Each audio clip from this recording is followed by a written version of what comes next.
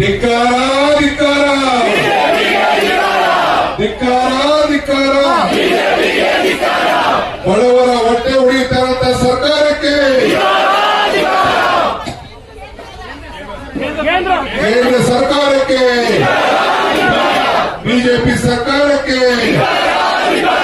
ಕರ್ನಾಟಕ ಪ್ರದೇಶ ಕಾಂಗ್ರೆಸ್ ಸಮಿತಿಯ ಅಧ್ಯಕ್ಷರು, ರಾಜ್ಯದ ಉಪಮುಖ್ಯಮಂತ್ರಿಗಳಾದ ಸನ್ಮಾನ್ಯ ಡಿ.ಕೆ. ಶಿವಕುಮಾರ್ ಅವರೇ, ಮಂತ್ರಿಗಳಾದ ರಾಮಲಿಂಗಾರೆಡ್ಡಿ ಅವರೇ, ಅಭಿಷೇಕ್ ದತ್ ಅವರೇ, ರಾಣಿ ಸತೀಶ್ ಅವರೇ, ಜಗ್ಗಾ ನಾಯಕರು, ನಾರಾಯಣ ಸ್ವಾಮಿ ಅವರೇ, ನಮ್ಮ ಜಿಲ್ಲಾ ಕಾಂಗ್ರೆಸ್ ಅಧ್ಯಕ್ಷಗಳೇ, ಪಕ್ಷದ ಮುಖಂಡರೇ ಹಾಗೂ ಮಾಧ್ಯಮದ ಸ್ನೇಹಿತರೆ, ಈಗಾಗಲೇ ರಾಮಲಿಂಗಾರೆಡ್ಡಿ ಹಲವಾರು ವಿಚಾರಗಳು ಹೇಳಿದ್ದಾರೆ.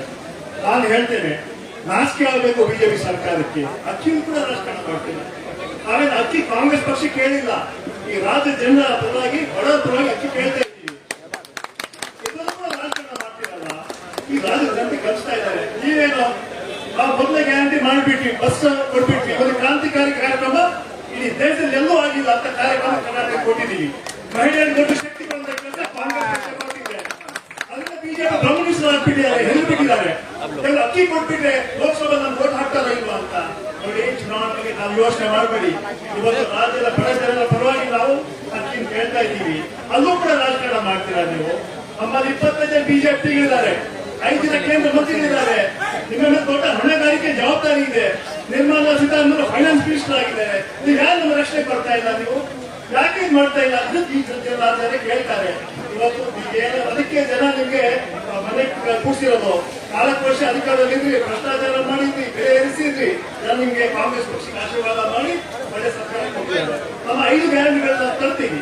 ನೀವು ಏನೇ ವಿರೋಧ ಮಾಡಿ, ಎಷ್ಟೇ ತೊಂದರೆ ಕೊಡ್ಲಿ, ಕರ್ನಾಟಕಕ್ಕೆ ನಾವು ಏನು ವಾಗ್ದಾನ ಮಾಡಿದ್ದೀವಿ, ಏನು ಹೇಳಿದ್ದೀವಿ, ಅದೇ 5 ಕೂಡ ಗ್ಯಾರಂಟಿ ನಾವು ಮಾಡ್ತೀವಿ ಅಂತ ಹೇಳ್ತಾ, ವಿಶೇಷವಾಗಿ ಇವತ್ತು ಅಕ್ಕಿ ಕೇಂದ್ರ ಸರ್ಕಾರಕ್ಕೆ ನಾವು ಪತ್ರ ಕೂಡ ಬರೀತಾ ಇದ್ದೀವಿ. ಈಗಾಗಲೇ ಕೆಪಿಸಿ ಅಧ್ಯಕ್ಷರು, ಪ್ರೈಮ್ ಮಿನಿಸ್ಟರ್ ಕೂಡ ಒಂದು ಪತ್ರ ಬಂದು ಕೂಡಲೇ ಅಕ್ಕಿನ ಕಳ್ಕೊಡ್ಬೇಕಂತ.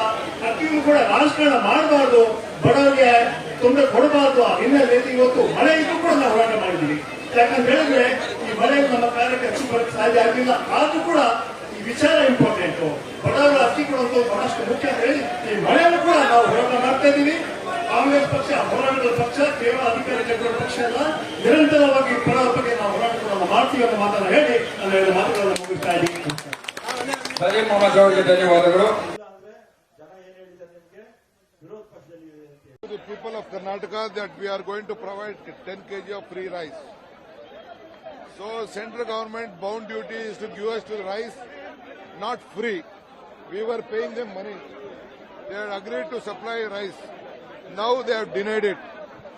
So the double standard politics of BJP, we are fighting against them. We are protesting against them. Whatever may be the situation, we are going to buy rice from the different states and we are going to honor our commitment.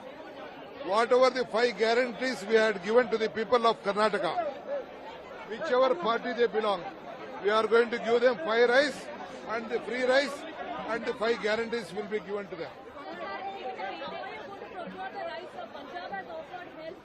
I am very thankful to all the states who have come forward to give us rice. We welcome them. Definitely we will seek the support of all the states who are going to give us rice.